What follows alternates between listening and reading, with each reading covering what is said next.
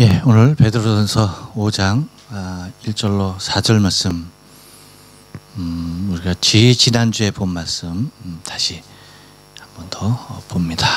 다 같이 한번 인사합니다. 옆 사람과 사시고 앞뒤 사람과 사실 때 오해도 뵈니까 참 좋습니다. 다시 한번 인사합니다. 점심 맛있게 드셨습니까? 다시 한번 인사합니다.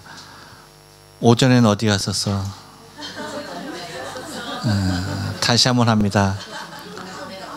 네. 다시 한번 인사합니다.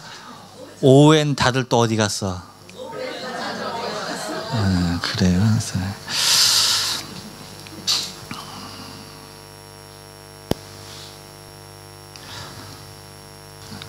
우리 권사님들이 본이 돼야 되는데 권사님들이 아주 본이 돼서 잘들 도망가셔. 그래, 감사합니다. 이 본문 말씀을 통해서 여러분에게 세 가지를 말씀드리려다가 한 가지만 말씀을 드렸어요. 그렇죠? 지난 시간에 지지난주였습니다. 그게. 그래서 베드로가 세 가지의 고백을 한다고 그랬죠. 그렇죠? 그 첫 번째 고백은 뭐였다? 나는 함께 장로된 자다. 두 번째는 뭐라고요?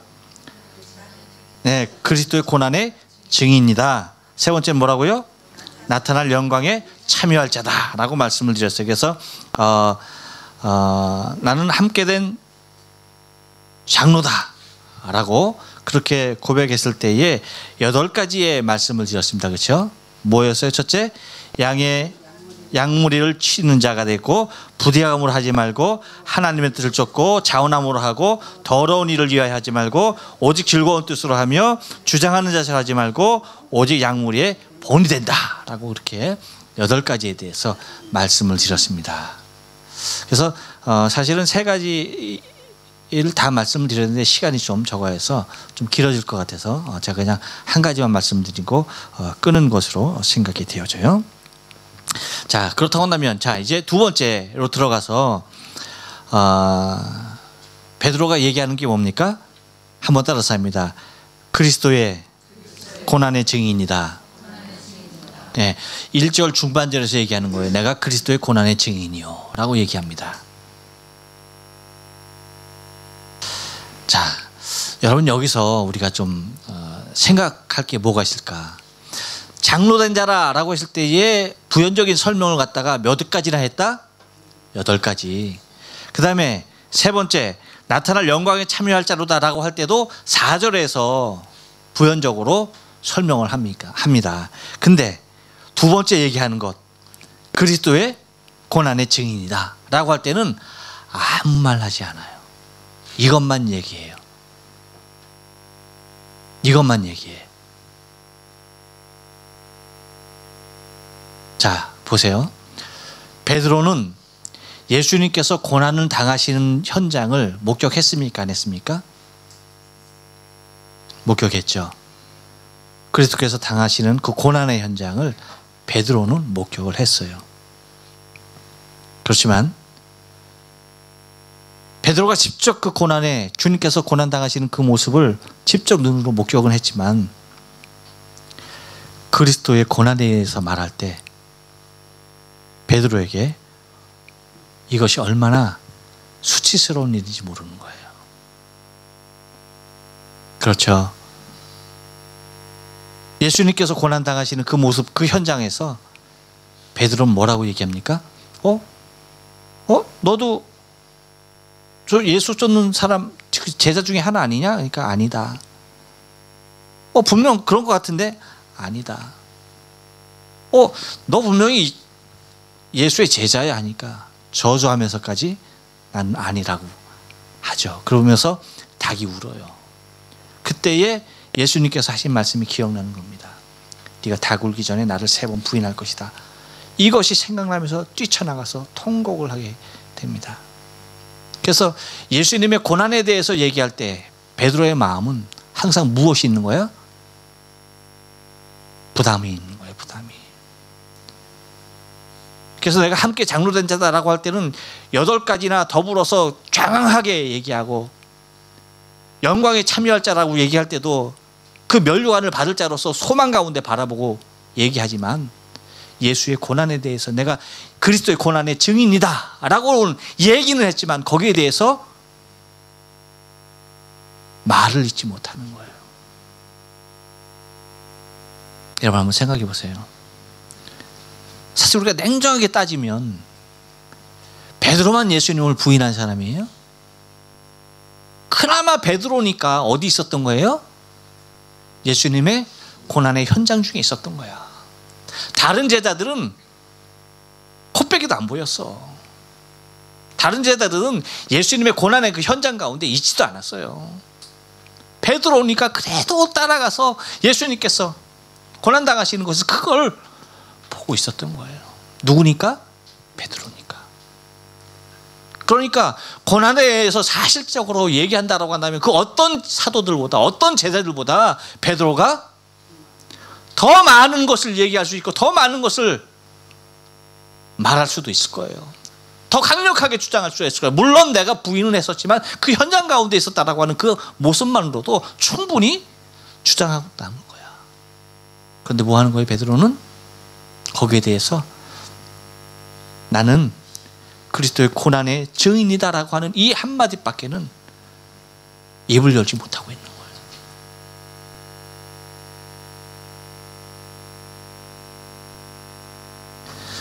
하지만 여러분, 여기서 우리는 베드로의 위대함을 발견해요. 뭐냐면 지난날의 과오에 대한, 지난날의 자신의 잘못에 대한 그 부분을 부끄럽지 않게 그래도 말할 수 있는 거예요. 이게 중요한 거예요, 여러분. 이게 신앙이냐? 우리는 알량한 자존심이 우리 안에 있어서 내 자존심이 무너지는 그 모습을 보지 못해요. 그래서 어쩌면 이 말조차도 회피하기 쉬운 것이 우리의 모습이에요. 그런데 베드로는 뭐예요? 자신의 부끄러운 모습이었지만 그럼에도 불구하고 말하는 거예요. 내가 그리스도께서 고난받으신 그 고난의 증인이다. 그분이 나를 위하여서 대신 고난을 받고 나와 여러분의 죄와 허물을 위해서 그 고난 가운데 계셨다. 이 모습을 고백하는 거예요. 여러분, 우리의 신앙이 이 정도로는 자라야 돼. 우리의 신앙의 가장 큰 걸림돌이 뭐냐? 우리 신앙의 성장에서 가장 큰 걸림돌이 뭐냐? 육신적인 쪽팔림이에요. 알량한 자존심들, 이거 내버리지 못해서 우리의 영적인 신앙의 성장에 얼마나 많은 것들이 방해 요소가 되는지 몰라요. 신앙의 성장에 있어서 여러분, 필수적인 요소는 나 자신의 과거에 대하여서 자유할 수 있어야 돼. 왜? 그분이 나의 그러한 허물과 죄를 위해서 십자가에서 죽으셨다라고 하는 담대한 선포가 있어야 되는 거예요. 그것이 있으면 내 과거의 그 잘못이 더 이상 내 신앙의 성장에 발꼬리를 잡아서는 안 되는 거예요. 근데 거기에 잡혀 있어. 거기에 붙잡혀 갖고 거기에서 헤어나지 못해. 뭐예요, 여러분? 주께서 당신의 죄와 허물 때문에 고난받으신 것이 아니라는 거야. 내 죄와 허물 때문에 주님께서 그 고통의 현장 중에 계셨다라고 하는 사실에 대하여서 증언할 수 있어야 된다는 거예요. 그 담대한 증거가 이 베드로의 위대함을 드러내는 거예요.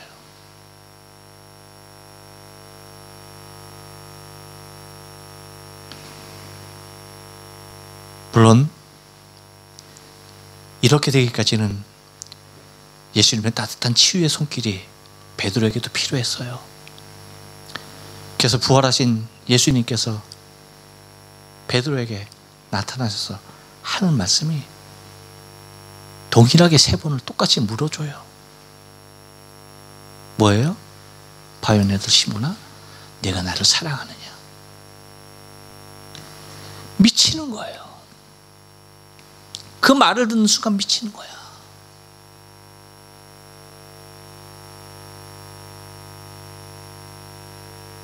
정말 아무것도 아닌데 나 같은 존재를 위해서 당신께서 고난받으시고 그렇게 죽으시고 다시 살아나셔서 나를 찾아오셔서 내가 뭔데 이까짓 거 나를 찾아와 주셔서 내 사랑의 확답을 받으시는 거예요. 네가 나를 사랑하느냐. 베드로의 그 고백이 정말 맞는 고백이에요. 주께서 아십니다. 왜 주께서 내가 주님을 사랑합니다라고 얘기하지 못하고 주께서 아십니다라고 얘기합니까? 미안한 마음에, 죄송한 마음에, 뻔뻔스럽지 못해서 그렇게 대답하는 거예요. 내가 정말 주님을 사랑하는데 죄송해서 어쩔 줄 몰라서 그 물음 가운데 내가 주님 사랑합니다 라고 그렇게 한 번에 대답하지 못하고 주님이 내 마음 아십니다. 그리고 그렇게 3번을 고백함을 통하여서 그의 온전한 치유가 그 안에 이루어졌던 것을 바라보게 되어져요. 그래서 지금 담대하게 힘을 내어서 말합니다. 그리스도의 고난의 증인입니다 라고.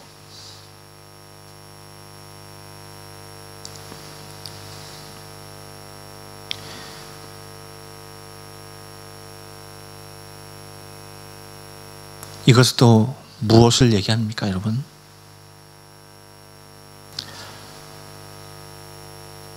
이렇게 베드로가 얘기하면 걸고 넘어가기 좋은 사람들은 반드시 얘기할 거예요. 뭐라고? 이렇게 얘기하죠. 예수님을 3번이나 부인한 주제에 무슨 입이 있다고 그렇게 얘기할 수 있어 라고 그렇게 얘기할 수 있는 자들도 있어요. 그렇지만 그렇게 얘기하는 초대교회 성도들이 없다는 거예요. 무엇입니까 여러분? 그 누구도 베드로를 정죄하지 않는 성숙한 신앙, 그 모습, 그것이 중요한 거예요. 그 모습이 여러분 우리 모두가 가져야 할 신앙의 성숙된 모습이에요. 이것이 우리 안에 결여될 때에 교회는 늘 시끄럽게 돼 있습니다. 교회는 늘 분란이 일게 돼 있어요. 하지만 이 성숙함이 자리하면요, 누군가의 잘못에 대하여서 분개하지 않아요. 나도 충분히 그런 시험에, 그런 아픔 가운데 들 수 있는 자인 것을 스스로가 알기 때문에 그 누구도 거기에 대하여서 말하지 않는 거예요. 오히려 더 아파해 주는 거예요. 얼마나 힘들까? 얼마나 견디기 어려울까? 얼마나 무거운 마음의 짐이 저 안에 자리할까? 하면서 오늘 오전에 말씀드린 것처럼 예수님과 같이 기다려주는 거예요.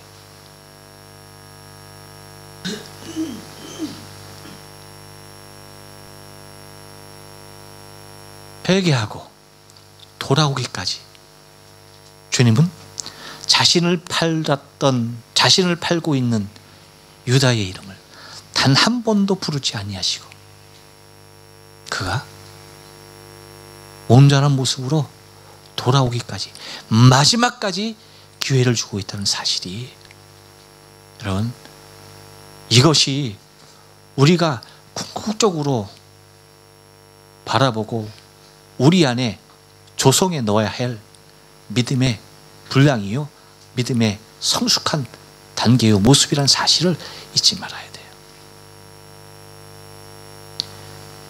그래서 베드로가 얘기하는 그리스도의 고난의 증인이다 라고 말하는 그 말이 여러분 우리도 함께 그렇게 고백될 수 있는 우리의 신앙이 돼야 되는 거예요. 무엇을 딛고 일어서서? 나의 수치스러운 과거를 딛고 일어서서 정말 다시는 꺼내고 싶지 않은 그 모습을 딛고 일어서서 주님의 그 고난 현장 앞에서 내가 3번이나 주의를 부인했지만 그래도 그 아픔을 딛고 일어서서 주님이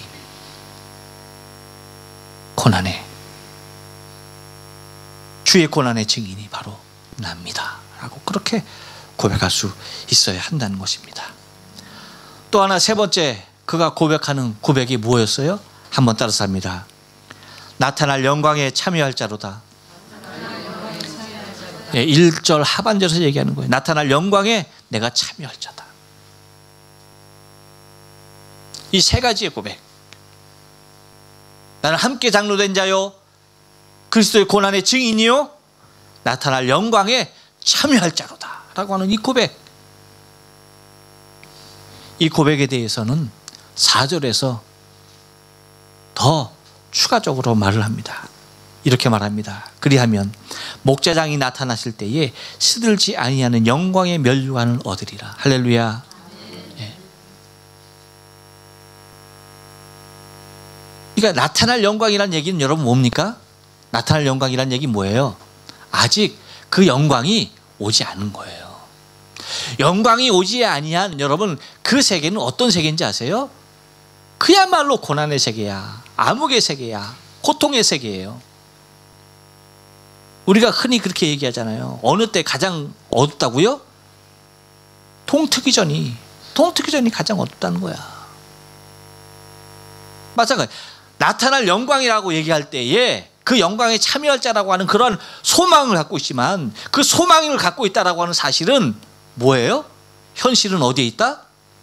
철저하게 고난 가운데 있는 거예요. 어려움 가운데 있는 거예요. 어둠 가운데 있는 거예요. 그렇기 때문에 소망하는 것이 나타날 영광이라고 표현하면서 내가 거기에 참여할 자다 라고 그렇게 말합니다. 그래서 영광의 길을 걷기 전에 무슨 길을 걷고 있는 거예요? 십자가, 고난의 그 길을 걷고 있는 것이에요. 그래서 그런 말이 있잖아요. No cross, no crown. 십자가 없이는 면류관이 있을 수가 없는 거예요. 영광이 있을 수 없는 거예요.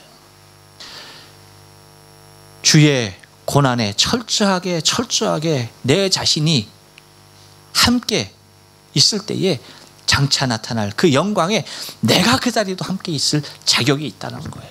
그러니까 고난이 없이, 주와 함께 당하는 고난 없이 내가 주와 함께 누릴 영광, 그건 영광 아니죠. 그건 있을 수 없다는 얘기예요. 그래서 베드로가 고백하는 것은 우리의 신앙의 고백 뭐예요? 미래를 향해서 고백하는 거예요. 내일을 향해서 고백하는 거야. 오늘은 비록 내가 울음의 자리에 있달지라도 내일의 자리는 기쁨의 자리, 영광의 자리에 있음을 믿음으로 고백하는 거예요. 여러분, 우리의 신앙이 바로 이 모습 아닙니까? 이 땅에서 우리의 신앙의 삶의 모습은 나타날 영광을 소망하고 그 나타날 영광을 쫓는 자리가 이 자리가 아닙니까? 그렇죠? 아직 우리는 영광의 자리에 도달한 게 아니에요. 우리는 그 자리에 참여하기 위해서, 그 영광에 나타날 그 자리에 참여하기 위해서 오늘 이 현실이라고 하는 이 세상의 삶을 고난 중에라도 기뻐하며 감사하며 그렇게 살아가는 것이 우리의 삶이라고 하는 것입니다. 그 영광을 갖다 구체적으로 얘기할 때에 뭐라고 말하는 거니? 목자장이 나타나실 때에, 예수 그리스도께서 이 땅에 다시 오실 때에, 이 세상에 다시 오실 때에 뭐예요? 시들지 아니하는 영광의 면류관을 우리에게 주신다라고 얘기하는 거예요.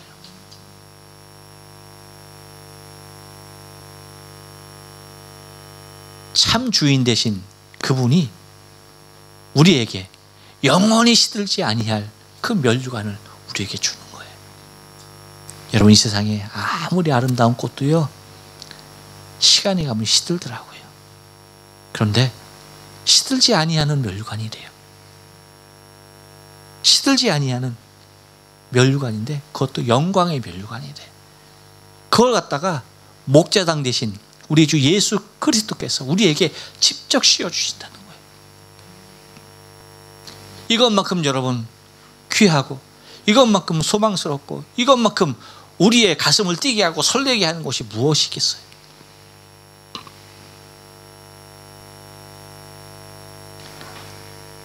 올림픽 선수들이 열심히 다름질해서 메달을 목에 거는 것, 여러분 얼마나 큰 영광이에요. 그렇죠? 근데 4년마다 주는 멸류관이 아니라 영원한 멸류관이래.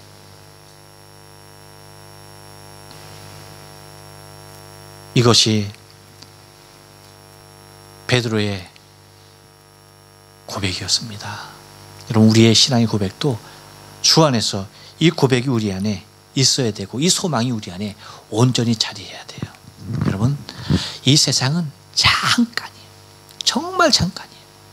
그냥 깜짝하는 거야. 깜짝. 그러면 눈 한번 딱 감고 뜨면은 벌써 내일이야. 그렇죠? 마찬가지예요, 여러분. 금방이에요. 이 세상 금방이야. 그렇기 때문에 절대 이 세상 것에 마음 뺏기거나 이 세상 것에 소망을 두어서는 결코 되지 아니하는 것이 여기에 있는 거예요. 너무나 찰나적인 것이기 때문에, 너무나 순간적인 것이기 때문에 이 땅에 우리의 의지를 이 땅에 담아서는 결코 안 되는 거예요. 베드로가 가졌듯이 무엇에 있어야 합니까? 나타날 영광에 참여할 자라고 하는 그 소망이 우리 안에 굳건히 자리해야 돼요.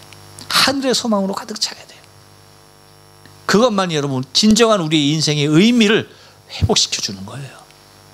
그것이 우리의 존재의 가치를, 그것만이 나타낼 수가 있는 거예요. 바라긴 여러분, 돌아오는 한 주간의 삶도 이 모습 가운데 그리스도의 고난에 여러분 동참하면서 살시기 바라고요. 또한 주께서 내게 목자장으로 오셔서 나에게 멸류관, 시들지 않냐는 영광의 멸류관을 씌워주실 그날을 소망하면서 오늘을 인내하며 신앙을 굳건히 붙잡고 하늘의 산 소망과 그 안에서 허락해 주시는 하늘의 기쁨이 저와 여러분의 심령 가운데 충만하길 주의 이름으로 축원합니다. 네, 기도하시겠어요?